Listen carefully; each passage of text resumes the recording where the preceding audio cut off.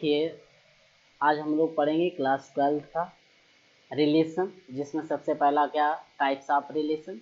तो types of relation की अगर बात की जाए तो हमारे जो रिलेशन होते हैं वो दो टाइप के होते हैं। एक इम्पटी रिलेशन होता है और एक यूनिवर्सल रिलेशन होता है, राइट।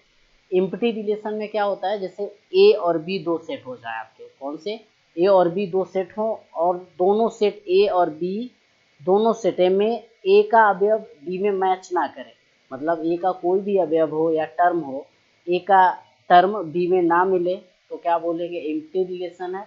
यदि ए का प्रत्येक अवयव मतलब ईच टर्म ऑफ ए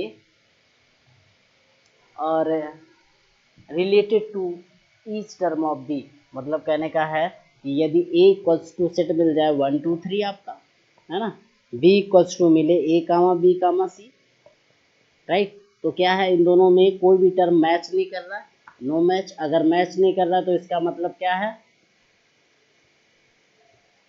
कि ये कौन सा रिलेशन है, एम्प्टी रिलेशन है, राइट। यदि मैच कर जाए मतलब ए का एवरी टर्म, मतलब यहीं पे अगर हम दे देते बी को 1 2 3 4 5, है ना, तो क्या है 1 2 3 जो है ए में जो भी टर्म दिए गए हैं वो बी के टर्म से रिलेट कर रहा है, ईच टर्म मैच कर रहा है, राइट। अगर ईच टर्म मैच है तो वो कौन सा रिलेशन है, इस कंडीशन में ये क्या बन जाएगा, यूनिवर्सल रिलेशन, राइट। इस कंडीशन में बनेगा ये यूनिवर्सल रिलेशन। ओके, जरा दोनों को लिखिए फिर क्वेश्चंस पे आते हैं थोड़ा। कभी कभार क्या होता है कि इम्पटी रिलेशन और यूनिवर्सल रिलेशन, इन दोनों रिलेशन को ट्राइबल रिलेशन भी बोला जाता है, राइट।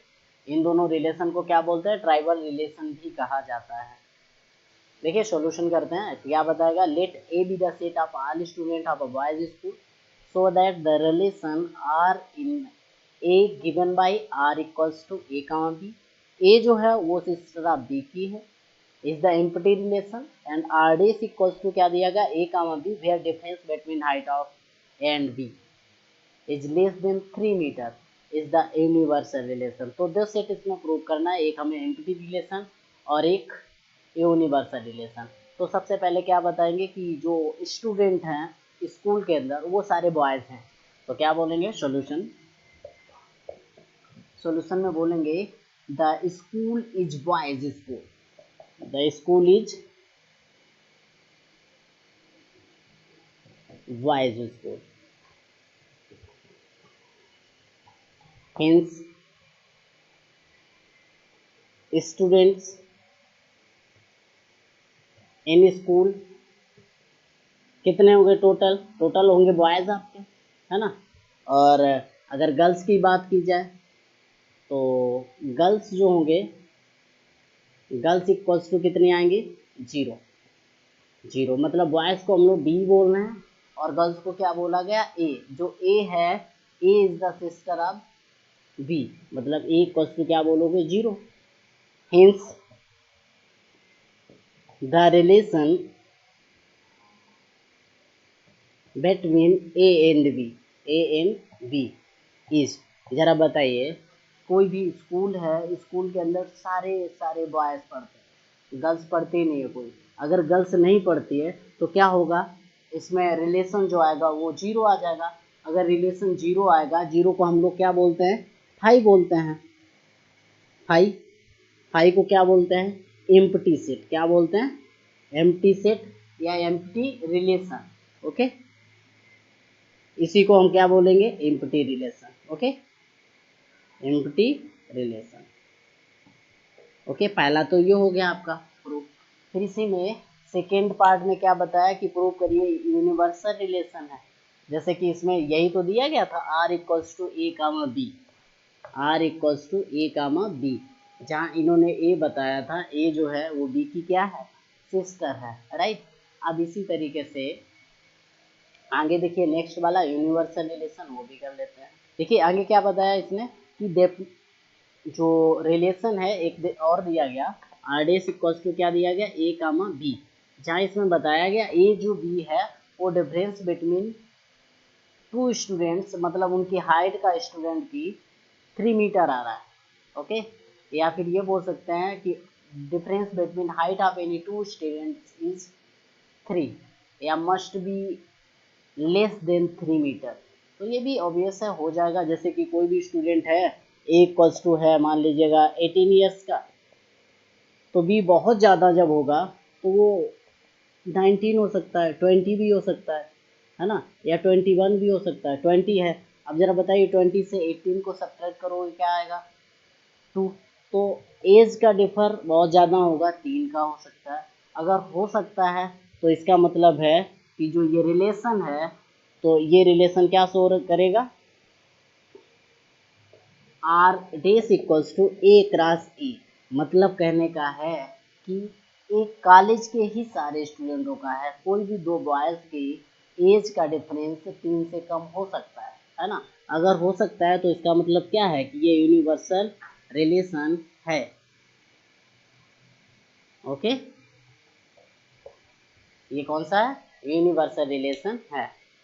आगे देखिए, देखिए अगर बात करें हम लोग कि यदि किसी रिलेशन में क्या हो कि if A comma A belong real, मतलब ए कामा ए जो हो वो रियल नंबर में बिलोंग कर रहा हो, for all A belong A, मतलब ए जो है हर एक ए में मैच कर रहा है, तो कैसा रिलेशन होगा? रिफ्लेक्सिव रिलेशन हो जाएगा, राइट। मतलब A comma A belong real करे तो कौन सा रिलेशन होगा? Reflexive relation. यदि A one A two belong real करे और A one A two belong real, मतलब A one A two belong real implies that A one A two belong real for all A one A two belong A, A one A two belong A. मतलब ये जो है A one A to, इसे हम लोग क्या लिखेंगे? A two A one. क्या? A two A one. मतलब कहने का है ए वन ए टू आपका रियल में बिलोंग कर रहा हो and A two A one भी रियल में बिलोंग कर रहा हो, तो for all A one A two belong A, तो कैसा होगा? तो ये सिमेट्रिक रिलेशन होगा। कौन सा होगा? Symmetric, symmetric relation, right. अब यहीं पे जैसे इसमें दे दिया गया A one A two belong real, A two A three belong real, तो अगर ऐसा बिलोंग रियल कर रहा है तो इसका मतलब है ए वन ए टू भी रियल में बिलोंग करेगा। अगर ये भी रियल में बिलोंग कर रहा है तो मतलब A one A two A three जो है वो ए में होगा। अगर ए में है तो ये कौन सा रिलेशन हो जाएगा? ये वाला रिलेशन आपका हो जाएगा ट्रांजिटिव। ओके, ये रिलेशन जो हो जाएगा वो ट्रांजिटिव रिलेशन हो जाएगा। जरा लिख लीजिए फिर आगे बढ़ता है। देखिए इसमें अगर पॉइंट की बात करें तो एक पॉइंट भी लिख लेते हैं। क्या बताएंगे? ऐसा रिलेशन जिसमें कोई सेट हो वो आपका रिफ्लेक्सिव भी हो, सिमेट्रिक भी हो और ट्रांजिटिव भी हो। मतलब कोई ऐसा रिलेशन जिसमें आपके ये तीनों मैच कर जाए, मतलब रिफ्लेक्सिव भी वो शो कर रहा हो, सिमेट्रिक भी शो कर रहा हो, ट्रांजिटिव भी शो कर रहा हो, तो वो रिलेशन जो होता है वो आपका इक्विवेलेंस रिलेशन कहलाता है। कौन सा होता है? इक्विवेलेंस। मतलब ऐसा रिलेशन जो रिफ्लेक्सिव, सिमेट्रिक और ट्रांजिटिव तीनों को शो करे, वो रिलेशन आपका इक्विवेलेंस रिलेशन होता है। ओके, तो क्या बताया? R relation R in a set A is said to be an equivalence relation if R is reflexive, symmetric and transitive। देखिए सॉल्यूशन, जैसे अगर क्वेश्चन देख लें तो क्वेश्चन क्या है? Let T be the set of all triangles in a plane with R a relation in T given by R equals to T1 T2 such that T1 is congruent to T2 so that R is in equivalence relation। अगर solve करें तो बात करेंगे कि जैसे कि T be the set of all triangles, ये given है। गिवन क्या है? T be the set of all triangles in a plane। Okay, तो हिंस सबसे पहली कंडीशन तो ये बन रही है कि अगर set of all triangles in a plane है तो इसका मतलब क्या है कि आर इज रिफ्लेक्सिव है। आर इज रिफ्लेक्सिव है। अगर रिफ्लेक्सिव है ना, तो क्या बोल सकते हैं? Since every triangle is congruent, triangle is congruent, क्या बोलेंगे? It's self, congruent it's self. Okay, it's self. अगर एवरी ट्रेंगल कॉन्ग्रेंट इटसेल्फ का है तो इसका मतलब क्या है कि T1 कामा T2 ट्रेंगल है अगर बिलोंग रियल करता है। ये फर्स्ट कंडीशन हो चुकी है रिफ्लेक्सिव के लिए, हम सेकेंड कंडीशन पे चल रहे हैं। T1 T2 क्या है, बिलोंग रियल करता है। अगर T1 T2 बिलोंग रियल है वेयर T1 जो है इज कॉन्ग्रेंट टू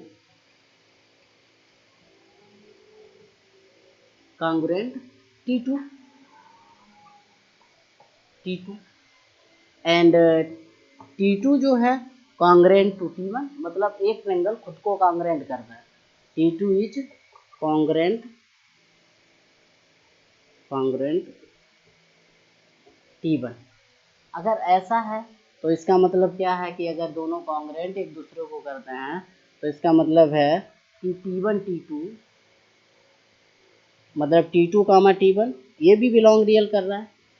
ओके क्या था, T1 T2 अगर बिलोंग रियल कर रहा है और T2 T1 भी बिलोंग रियल कर रहा है, hints relation is symmetric. Relation is symmetric, कैसा रिलेशन हो जाएगा, सिमेट्रिक हो जाएगा। ओके तो सिमेट्रिक है। लेकिन थर्ड कंडीशन में क्या है, पहला तो दिया ही था 3 सेट के लिए, मतलब 3 ट्रायंगल के लिए। अगर 3 ट्रायंगल के लिए बात की जाए तो क्या बोलेंगे, T1 T2 बिलोंग रियल करता है, सच है। एंड T2 T3 वो भी बिलोंग रियल कर रहेगा। ओके रिलेशन में कर रहा है, हेंस क्या कर रहा है, एंड ये क्या है, T1 और T3 भी बिलोंग रियल कर रहा है या relation. Okay T1 T2 relation में है, T2 T3 भी रिलेशन में है, तो T1 T3 भी रिलेशन में होगा। अगर है तो therefore R is equivalence relation. Okay लिख लीजिएगा जल्दी से, नेक्स्ट करता है फिर। ओके देखिए क्या बताया, लेट अगला क्वेश्चन अगर करें तो क्या बताया गया, let L be the set of all lines in a plane and R be the relation in L defined as R equals to L1 L2। जहाँ बताया इन्होंने कि L1 जो है वो LT पर परपेंडिकुलर है, शो करना है कि ये सिमेट्रिक है, neither reflexive not transitive. Okay तो अगर 3 लाइन की बात करता है, जैसे कि हमें अगर ट्रांजिटिव शो करना है तो 3 लाइनें मुझे लेनी पड़ेगी, तो हम 3 लाइनें ले लेते हैं। एक आपकी ये L1 हो गई, L1 और LT क्या है, परपेंडिकुलर है, तो ये L2 हो गई और ये L3 हो गई। ओके ये क्या हो गई, L3।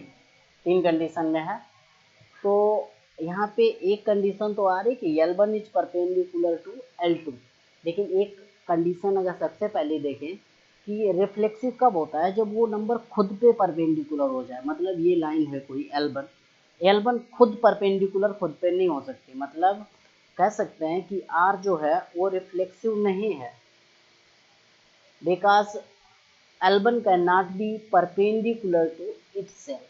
ओके तो क्या बोलेंगे, सॉल्यूशन करें अगर, ओके तो सॉल्यूशन में अगर बोला जाए तो क्या बोलेंगे, R is not reflexive, not reflexive. इसमें रीजन लिख देंगे ब्रैकेट लगा के, क्यों नहीं रिफ्लेक्सिव है, L1 can not be perpendicular to itself, मतलब कोई लाइन है तो वो परपेंडिकुलर खुद की नहीं हो सकते, इसलिए ये रिफ्लेक्सिव नहीं है। ओके अब सेकेंड कंडीशन में क्या बता रहा है, सेकेंड अगर देखा जाए तो क्या है, L1 L2 जो है परपेंडिकुलर हैं, वो दिख रहे हैं कि L1 L2 क्या है, परपेंडिकुलर है।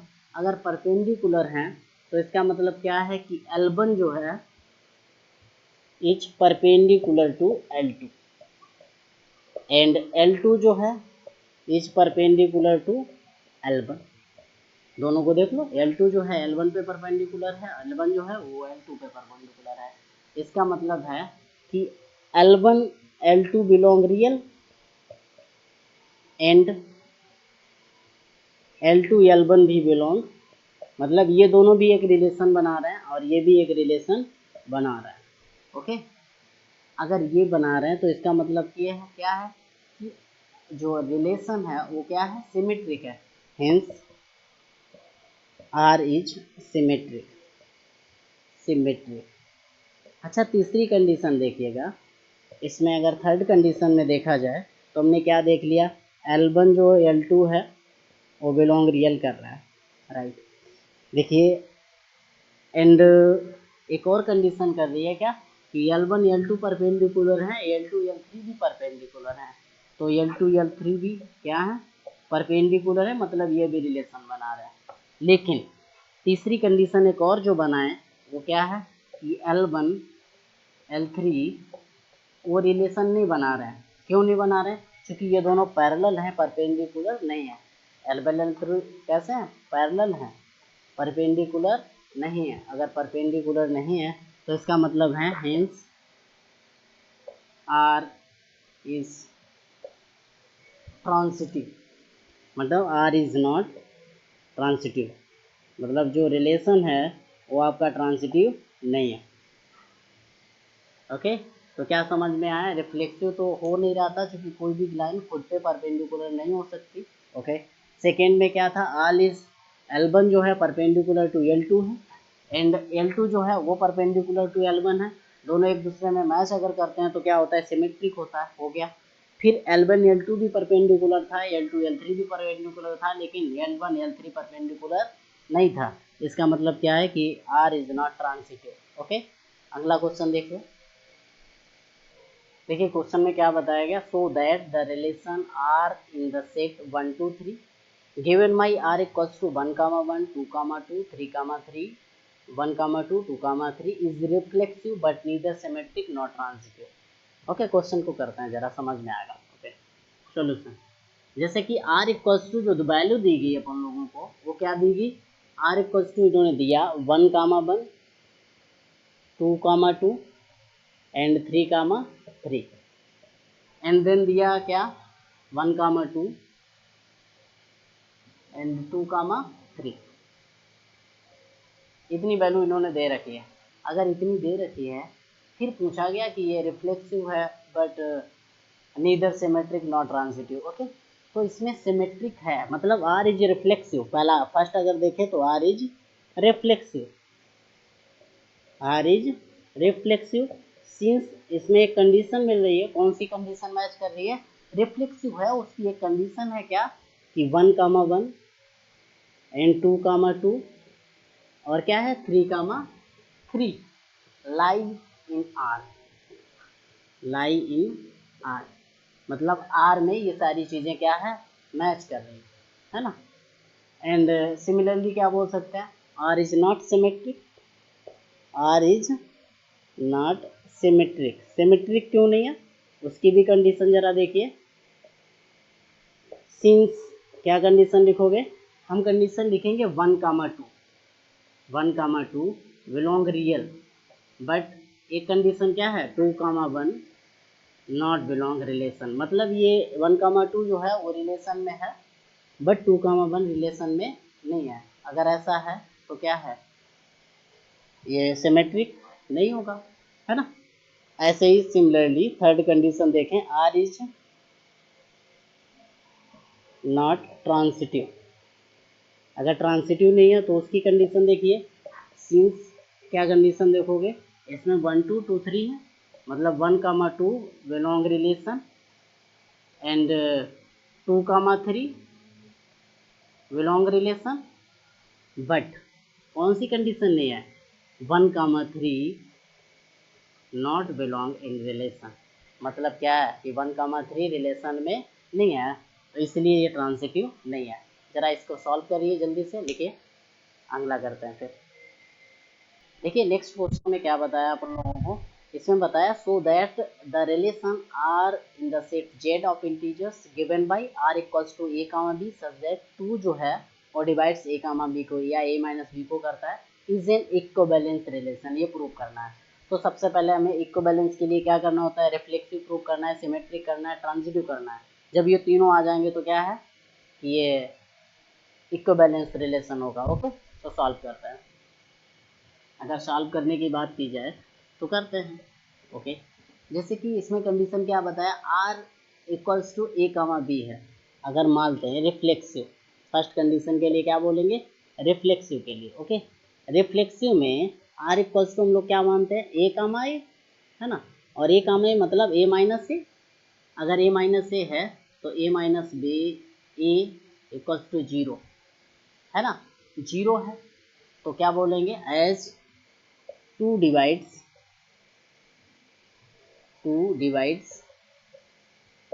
ए माइनस ए, क्या है, ए माइनस ए जो है टू हमेशा डिवाइड करेगा, अगर डिवाइड करेगा तो आर क्या हो जाएगा, रिफ्लेक्सिव। ओके, तो इसका मतलब है hence R is reflexive. Okay, अगर रिफ्लेक्सिव हो गया, सेकेंड में क्या प्रूव करेंगे हम, सेकेंड में प्रूव करेंगे कि जो आर है वो सिमेट्रिक है या नहीं है। तो सिमेट्रिक के लिए क्या करते हैं, ए कामा बी बिलोंग रियल करता है, रिलेशन में है, ए कामा बी रिलेशन में है, देन क्या बोलेंगे, two divides A minus B, to divides क्या करता है, ए minus, to divides A minus B. Okay, जब ऐसी कंडीशन है तो इसमें भी तो मतलब नंबर तो वही आएगा, अगर वही आएगा तब भी ये टू डिवाइड्स करेगा, है ना, तो क्या बोलेंगे, two divides B minus A. Okay, अगर ऐसा है A comma B belong real and B minus B comma A belong, मतलब रिलेशन, दोनों रिलेशन बना रहे हैं, तब कैसा होगा, हेंस आर इज सिमेट्रिक हो जाएगा। ओके, सिमेट्रिक हो जाएगा। ओके, अब थर्ड कंडीशन पे देखते हैं। तीसरी कंडीशन के लिए हम लोगों के लिए क्या वैल्यू बनती है, जैसे कि कोई नंबर है ए कामा बी रिलेशन में है, देन ए माइनस बी क्या करता है, या to divides A minus B. Okay, ये हम लोग कर चुके हैं, डिवाइड्स, अरे यार ये तो कर ही चुके हैं ना, यहाँ पे नहीं करते हैं, ऐसे चिन्ह लगाते हैं, क्या लिखेंगे, बी कामा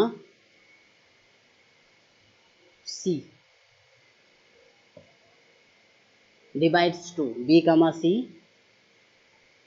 बिलोंग रिलेशन, तो क्या बोलेंगे, देन टू डिवाइड्स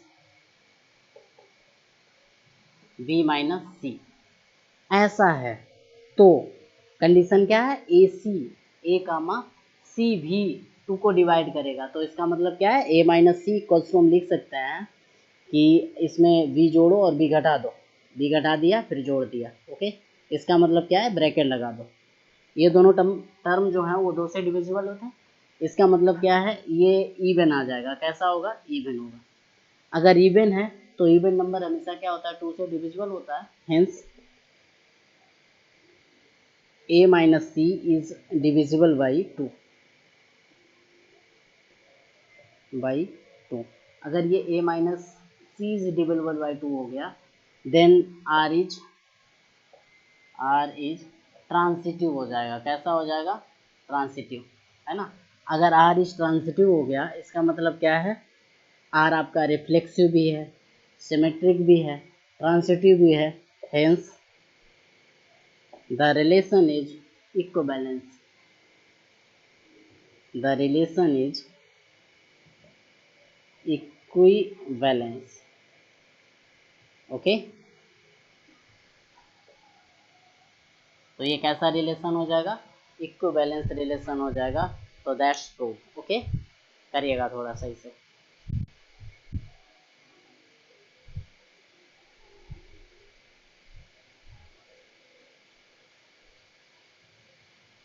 ओके, लिख लीजिएगा, आगे बढ़ते हैं फिर हम लोग। देखिए एक्सरसाइज हम लोग कल करेंगे इसकी, तो इसे सही से देखिएगा। रिफ्लेक्सिव, सिमेट्रिक और ट्रांसिटिव, यही तीन टॉपिक के क्वेश्चन हो गए, तो इसे सही से करिएगा और सही से समझ में आएगा कल। ओके।